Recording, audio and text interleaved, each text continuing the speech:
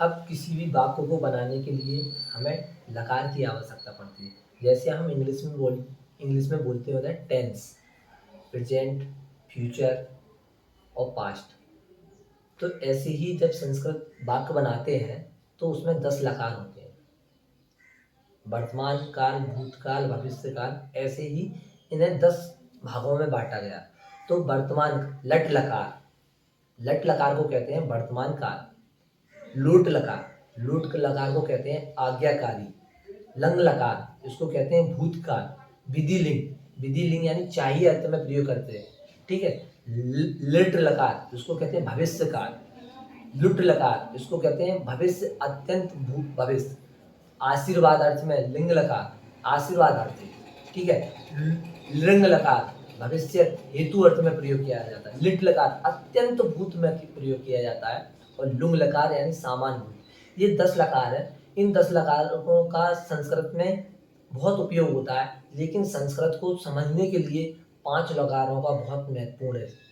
एक होता है लट लकार जिसको कहते हैं वर्तमान काल, लुट लकार जिसको कहते हैं आज्ञाकारी, लंग लकार जिसको कहते हैं भूतकाल, विधि लिंग जिसमें विधि यानी आज्ञा देना अर्थ में होती है या चाहिए अर्थ में होती है, और लिंग लकार ये भविष्य काल। ये 5 लकारों को हम क्रम से समझेंगे। पहले आज हम 10 लकार होते हैं, इनमें से 5 लकारों का बहुत महत्व है। तो 5 लकार में सबसे पहला है लट लकार। लट लकार को कहते हैं वर्तमान काल, और वर्तमान काल की पहचान होती है रहा है, रही है, रहे है, ठीक है।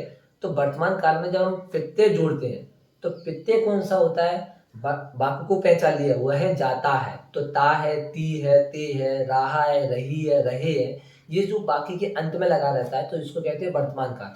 अब वर्तमान काल को उसको जैसे कोई धातु है उसमें जो प्रत्यय जोड़ेगा तो वो प्रत्यय क्या होता है, तो उसमें प्रथम पुरुष या अन्य पुरुष में ती तस अंति क्या रहेगा, ती तस अंति।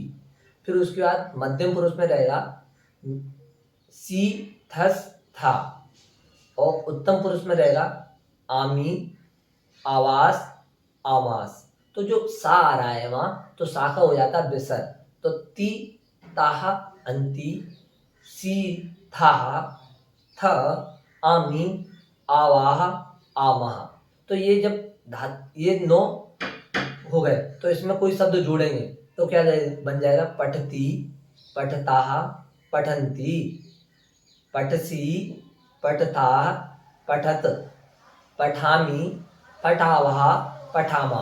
ये 9 रूप चलते हैं। कोई भी वाक्य बनाएंगे अगर प्रथम पुरुष में लेंगे तो वह लेंगे, मध्यम पुरुष में लेंगे तो क्या लेंगे, तुम लेंगे, और उत्तम पुरुष में मैं, ये 3 लेते हैं। ये वर्तमान काल की विभक्ति हुई है। सबसे पहले अपन वर्तमान काल को समझेंगे।